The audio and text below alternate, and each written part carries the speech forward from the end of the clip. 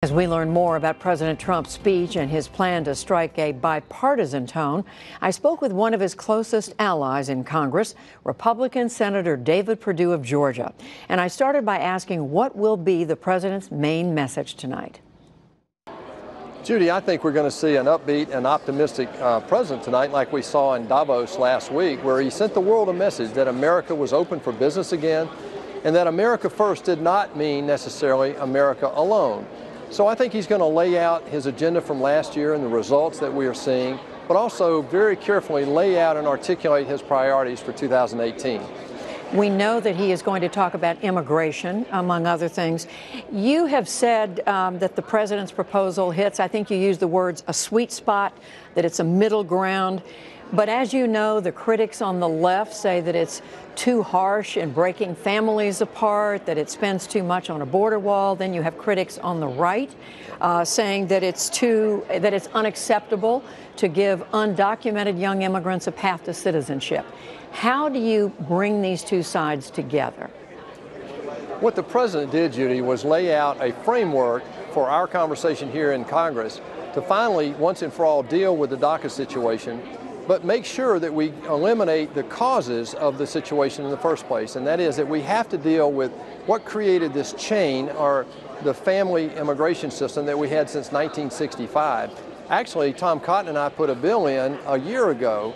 It's hard to believe it's been that long, but a year ago, to actually move us toward what Bill Clinton wanted and Barbara Jordan back in the 90s, and that is move us more toward a merit-based immigration system that protected the immediate family.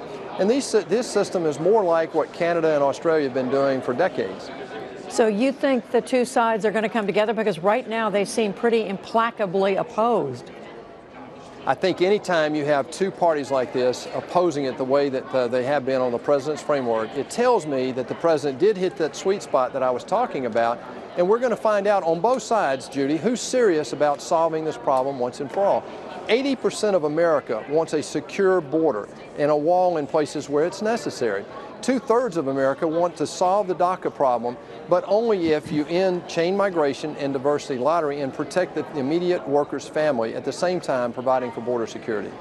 Senator, we're told the president's also going to talk about the need for infrastructure building. He's going to call for a mix of government and private capital to come together to repair roads and bridges and so forth. But we know that Senate Democratic leader Chuck Schumer, other Democrats, are saying to rely on private developers is going to leave out large chunks of the country, that it's going to lead to tolls and taxes in different local jurisdictions. It's going to lead to private developers having too much say over infrastructure. How do you respond? The truth of the matter is, Judy, with our debt, we've lost that option, frankly. The only way Chuck Schumer is going to get that financing done that way is more taxes, and we know what that does to the economy. We've got examples right now like Power Africa, where our U.S. Department of State invested $8 billion and attracted $48 billion and is going to bring power to Africa over the next decade in a public-private partnership. We have the same opportunities in the United States. What the president is going to do tonight, I believe, is lay out his priorities, which will be focused on investments that will yield returns by growing the economy. And in so doing, I think we'll find a way to pay for it. Senator, a different subject, and that is Russia. We know that last night the State Department announced that it is not going to impose sanctions on Russia that Congress overwhelmingly passed in mid-2017. They say the legislation itself is enough of a deterrent. What's your view of that? Well, I think we've got to be very serious. Well, not only Russia, but North Korea, Iran, and other nefarious actors around the world today. The world's more dangerous than any time in my lifetime anyway, and at the same time, we've got to rebuild our military. We're going to hear that tonight.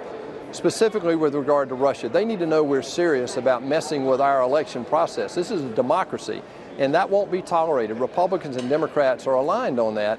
I'm anxious to get these intelligence committees reports done, though. I think we need to get past this, get this independent investigation over and done with. We've been doing this almost a year now, so it's time to get these results in and tell the American people where we are and build a defense against that next activity. So are you all right with their not imposing the sanctions now on Russia? I voted for these sanctions. I think they should be employed, but I think it's part of a bigger picture.